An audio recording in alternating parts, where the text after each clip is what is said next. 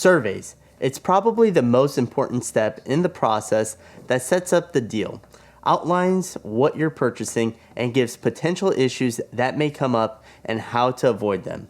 Everyone in the building process relies on this critical report before they can start any part of the building process of a home or commercial property. So get ready and roll the intro.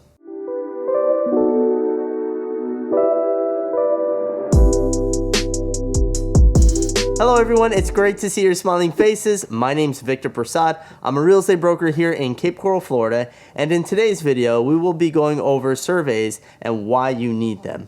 Most likely you're purchasing land or a home. We will start with a home first, of course.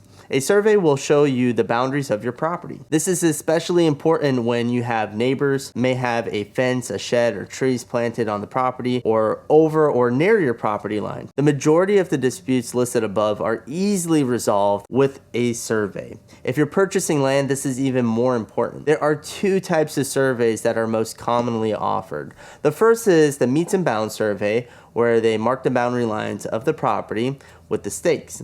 The second is called a topographic survey, which gives the elevation of the property. Most people do a topographical survey on top of the meets and bounds, especially if they intend to build right away, and it saves time. So the topo survey allows the engineers to determine how much filter is required to elevate the land to meet the code or FEMA requirements. In addition, the survey allows the engineers, architects, and the draftsmen to understand the size of the home to build, where the footprint of the home will be located, septic and septic drain fields location, driveway placements, and of course setback. On a side note, when building a new construction home in Cape Coral, the surveyor comes back multiple times to ensure that the footprint of the property fits the legal setbacks and foundation placement. If this is deemed to be incorrect at any point, it could become a costly mistake for the builder and homeowner.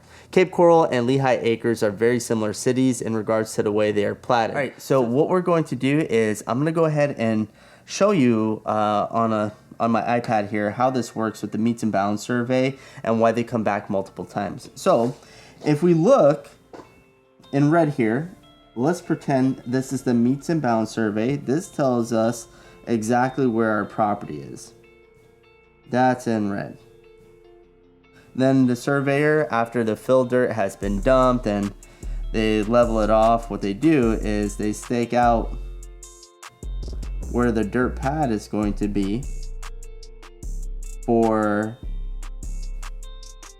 the foundation. That's here in red. And I'm gonna color in the yellow part. So all this is dirt that's here. And they have the stake of where the pad is actually going to be.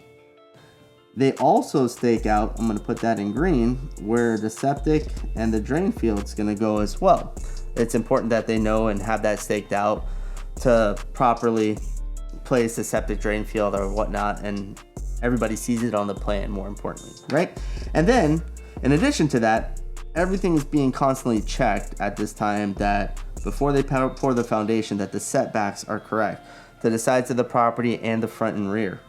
So all these setbacks are in place, and that's when the surveyor comes back multiple times to make sure that we're all in alignment and the house is where exactly it's supposed to be and within the setback and everything else. If not, it could be a costly mistake, right?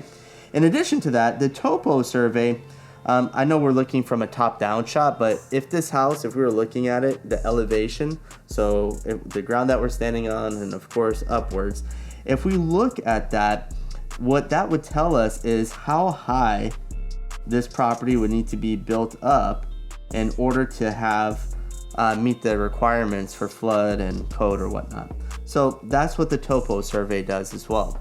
So hopefully this visual representation is a good example of how what the survey actually looks like and what they actually do when they come out multiple times to survey the property and make sure everything's in place. So hopefully that was helpful. Now let's jump back into the video.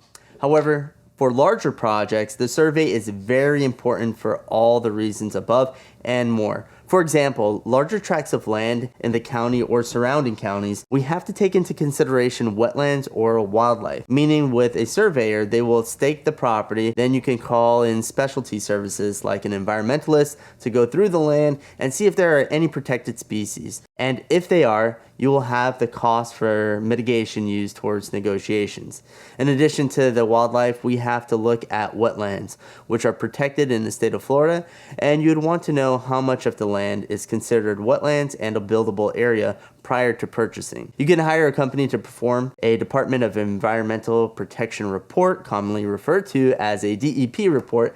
Again, this could be leveraged in your negotiations to ensure you do not overpay for the land. All right, that's it for me. I hope you enjoyed this video. If you're thinking or even considering relocating to Southwest Florida, be sure to call, text, or email me.